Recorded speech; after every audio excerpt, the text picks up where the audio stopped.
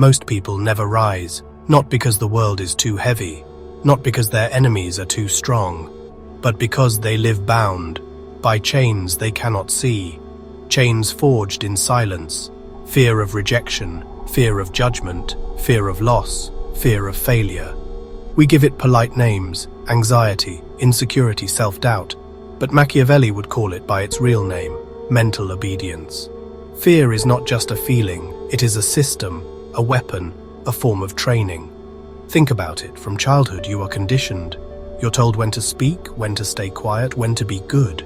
Every time you stepped out of line, you felt fear. The fear of punishment, of disapproval, of being cast out. And slowly, without even realizing it, you learn to obey fear. Not because you wanted to, but because fear disguised itself as survival. Imagine a prisoner who has lived in chains for so long, he forgets they exist. He learns to walk only as far as the chain allows.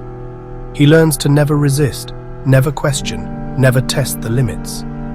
Eventually, you don't need the chains anymore, because the prisoner carries them in his mind.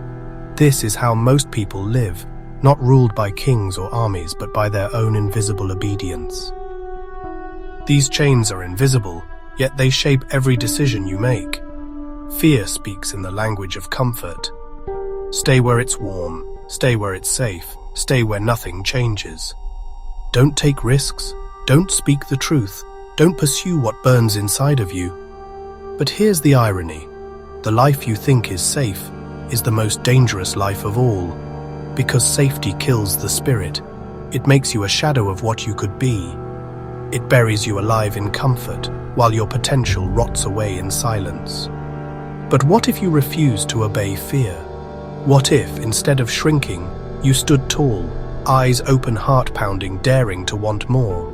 This is the awakening, the moment you see the bars of your own cage and realize you always had the key.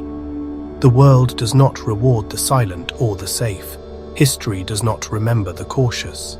It remembers those who rose, despite fear, those who felt the terror in their bones and stepped forward anyway. Because courage is not the absence of fear. It is the decision to act while fear screams in your ear. Imagine fear not as a prison, but as a forge. The Stoics taught that fear is imagination gone wild, a storm you can steer. Jung taught that fear is a shadow, a reflection of the power you have not yet claimed. Machiavelli taught that fear can be mastered, redirected, even used as a weapon. This is your crucible, the place where you choose your master, fear or freedom. But you cannot serve both. The chains are in your mind, the key is in your hand. The time to break free is now. If this message spoke to you, don't let it end here. Subscribe for more wisdom, more strength, and more ways to rise above the chains. Share this with those who need it, and remember, this is only the beginning of your ascent.